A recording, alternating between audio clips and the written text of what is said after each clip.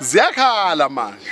Lalela into ezokusiza iyodwa ukuthi usubscribe, ulike, ucomment, ushare.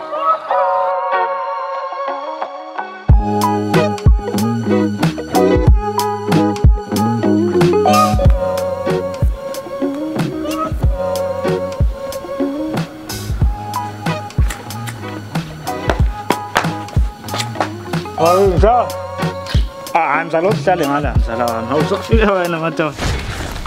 Sokufika izinto la ngicelayo manje. Umuntu uhleze nje awule laptop kamzala nje ayibuye kuze kuse laptop yase res. You know me, right? Like, what else? Yeah. Oye. Wemzala manake. Yazi kanti wemzala wanele nje uHotels wodwa. Asikho mzala sidinga ukuthi umzala uzofaka uR kuHwathi. Doesn't matter. Dazi ke matter mzala. Ngena lapho kuR matter. Anguzwa mina uR matter.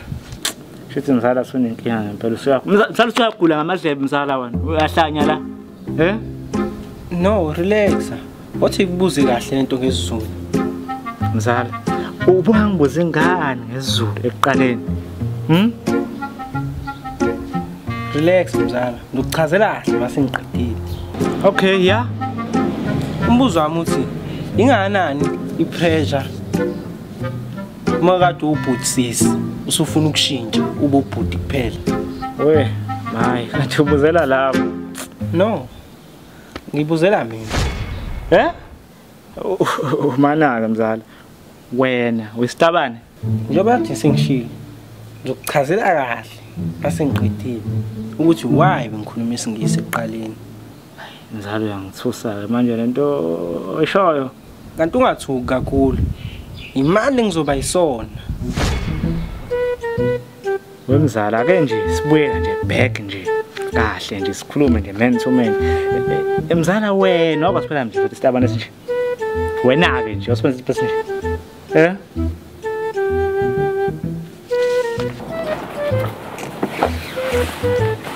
Sakwazi ukuphendula nje sakhuluma.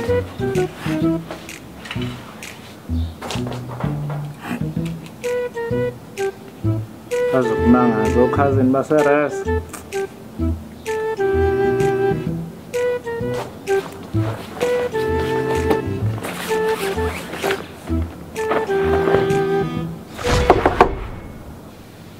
Afuna ukuthi sobuke move. Hayi mzala hayi. Ngiyabonga mzala hayi ngeke ngiyaxolisa. Vele kuyashisa nelanga angibuki nokushisa nje mina. Ngithi ngizokuthengela ubhiya. Ubhiya.